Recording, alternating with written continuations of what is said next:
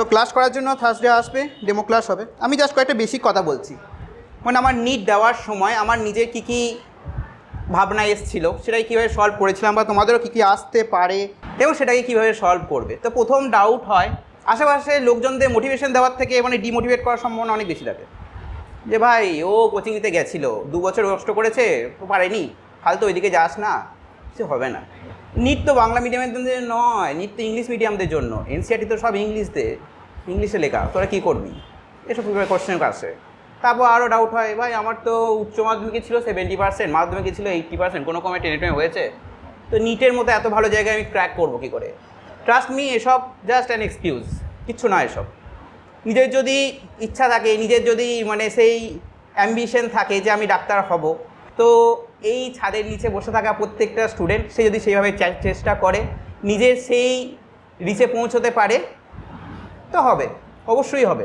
হ্যাঁ, বাস কী করতে হবে, যারা এক্সপার্ট আছে তাদের কথা শুনতে হবে, নিজের ডাউট ক্লিয়ার করতে হবে। এবার সেই ডাউট যদি স্যার ক্লিয়ার করতে না পারে, ইউটিউব থেকে ক্লিয়ার করো, কি কোনো সাইট থেকে ক্লিয়ার করো, অন্য সাইট থেকে ক্লিয়ার করো, ডাজন্ট ম্যাটার, ডাউট ক্লিয়ার করতে হবে।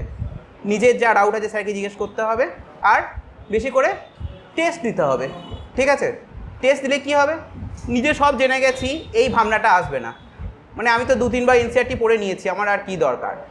এনসিআরটিতে প্রতিটা ওয়ার্ড, প্রতিটা সাল, প্রতিটা লাইন যদি মনে না থাকে, বায়োলজিতে 300 কেন 280ও পেরোবে না।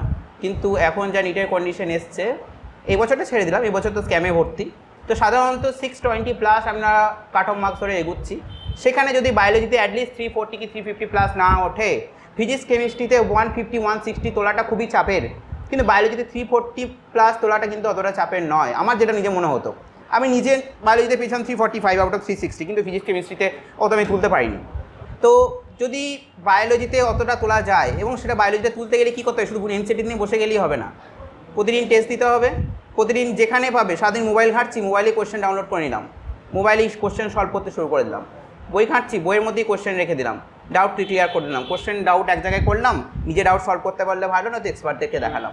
এভাবে একের পর এক ডাউট ক্লিয়ার করতে করতে নিজেরা অজানা কোশ্চেন এনসিআরটি বাইরে কিছু থাকবে না। সাধারণত আমরা পরীক্ষায় কী করলাম, কোশ্চেন সলভ করে দিলাম, একটার পর একটা দাগ দিয়ে চলে গেলাম, ঠিক আছে, কোশ্চেন 100% সলভ হয়ে গেল। যখন বাবলিং ফিল আপ করতে যাচ্ছি, হাতে আছে 10 মিনিট, একটা বাবলিংয়ের জায়গায় 1 নম্বর জায়গায় 2 নম্বর বসছিলাম, কোশ্চেন ক্যান্সেল হয়ে গেল। কোশ্চেন ঠিক করেছি, ঠিকঠাক সলভ করেছি, ঠিকঠাক আনসার বেরিয়েছে, কিন্তু আমার অ্যাকচুয়াল মার্কস হবে 0, অথবা সেটা নেগেটিভ মার্কিংও হয়ে যেতে পারে ভুল কোশ্চেনের আনসার অ্যাটেন্ড করার জন্য। কারণ নিটে কোনো ম্যানুয়াল চেকিং হয় না, নিটে চেকিং হয় ওএমআর চেকিং, ওএমআর স্ক্যানিং।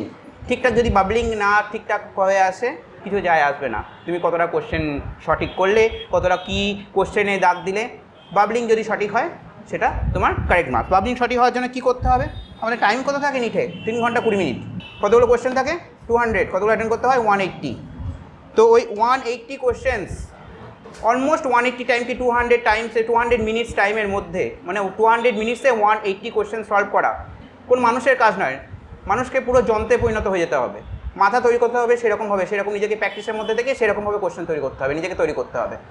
যদি আমরা নিজেকে সাধারণ অর্ডিনারি মানুষের মতোই ভাবি যে 200 মিনিট টাইম আমাদের 180টা কোশ্চেন সলভ করবো, জীবনে পসিবল নয়। এখনই ফার্স্ট খাতা দিয়ে করে নাও, দেখে নাও কতগুলো কোশ্চেন ছিল আমাদের কতগুলো কোশ্চেন ছিল, 25টা কোশ্চেন, 8 ঘন্টা টাইম দিয়েছিলাম, তা 5 মিনিট এক্সট্রা হয়েছে, সবারই ফুল কমপ্লিট। কতক্ষণ টাইম দিয়েছিলাম, 45 মিনিট হতে চললো, 8 ঘন্টার মধ্যে কারো কমপ্লিট হয়েছে, 1.5টার মধ্যে হয়নি, কারণ সেভাবে কারো প্র্যাকটিস হয়নি। আচ্ছা, এবারে কে নিতে বসছিলে, 500+ টাকা এসছে, আচ্ছা 200+ টাকা এসছে, বায়োলজিতে কত ছিল, হ্যাঁ যারা দিয়েছে তাদেরকে জিজ্ঞেস করছি।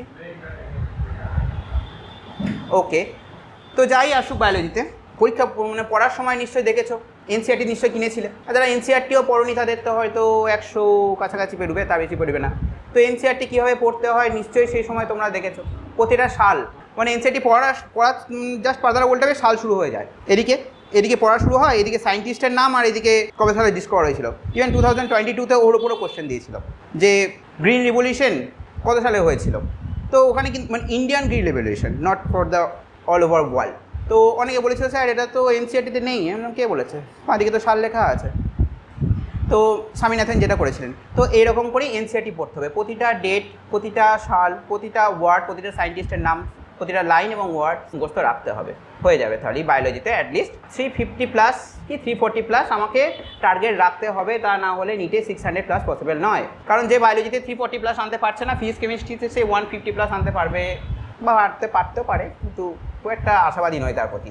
কিন্তু বায়োলজিতে 350+ আনা খুবই ইজি, খুবই ইজি। কারণ আমি আমার মতো একটা স্টুডেন্ট, মানে আমি একদমই ক্লাসে টপ 40তেও আসতাম না। সে যখন পড়েছে 340+ পাবে, সো বাকিরা যারা একটু ট্যালেন্টেড আছে তারা তো ইজিলি পেয়ে যেতে পারে। তো বাট ফিজিক্স কেমিস্ট্রি অতটা সোজা নয়, মানে ওই লেভেলে মার্কসটা তুলে আনা। তো চাপটা যাতে ওখানে অতটা না পড়ে, তাই বায়োলজিতে আমাদের ম্যাক্সিমাম মার্কস তুলে আনা দরকার। 360 to 360 টার্গেট রাখা তো সব থেকে বেস্ট, কিন্তু সেটা যদি না হয় অ্যাটলিস্ট যেন 340+ থাকে। আর 340+ মার্ক করতে গেলে 24 আওয়ার্সের মধ্যে, মানে যতক্ষণ 24 আওয়ার্সের মধ্যে আমরা যতক্ষণ পড়ি, ম্যাক্সিমাম 8-9 ঘন্টা পড়া নিটের জন্য ম্যাক্সিমাম। তো তার মধ্যে at least 3 to 4 hours biology practice করতে হবে। 3 to 4 আওয়ার্স বায়োলজি প্র্যাকটিস মানে কি? এনসিআরটি পড়া শুধু সারাক্ষণ ধরে না, এনসিআরটি 1 ঘন্টা পড়লাম, 2 ঘন্টা নিজে কোশ্চেন প্র্যাকটিস করলাম, যে কোশ্চেনগুলো ভুল হলো আনসারের সাথে মেলালাম, যে ডাউটটা বেরোলো বাকি 8 ঘন্টা সেই ডাউটটা সলভ করলাম। পরের দিন 8 ঘন্টা সেই সেম ডাউট নিয়ে বসলাম, দেখলাম কী কী আবার ভুল হচ্ছে। যদি সেগুলো আবার ভুল হয় তো ভেরি গুড, আর যদি ভুল হয় তাহলে আমাকে আবার দেখতে হবে কোথায় আমার ভুলটা আছে। কনসেপ্টে ভুল, না মুখস্থ করতে পারছি না, না কী হচ্ছে, স্যারকে জিজ্ঞেস করো বা নিজে ইভালুয়েট করো, খুঁজে তো বের করতেই হবে। তো এই ছিল কিছু নিটের জন্য টিপস। বাকি তো সারা বছর ধরে দেখা হচ্ছেই। থার্সডে আসো, বায়োলজি ডেমো ক্লাস আছে, আমারও পড়ানো আছে, তো তোমাদের বিজন স্যারেরও পড়ানো আছে। থার্সডে আসবে, ডেমো ক্লাসটা দেখবে, ভালো লাগলে কন্টিনিউ করবে, আশা করি ভালো লাগবে। ঠিক আছে, তো wish you all the very best, thank you.